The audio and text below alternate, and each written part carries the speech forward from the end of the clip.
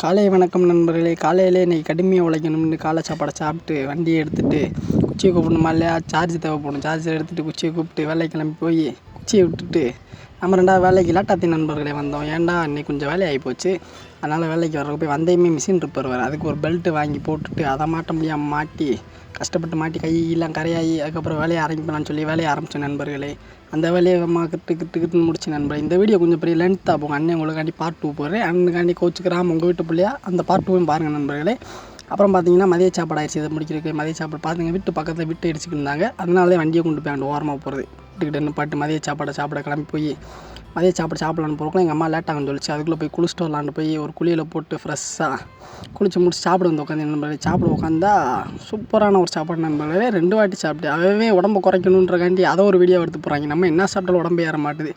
அப்படியே சாப்பிட்டுட்டு நான் செஞ்சேன்னா கம்பெனிக்கு திரும்பி போயிட்டேன் நண்பர்களே. போகிறதுக்குள்ளே இன்னொரு வேலை வந்துருச்சு நண்பர்களே. அடுத்த ஒரு வீடியோவில் பார்ப்போம்.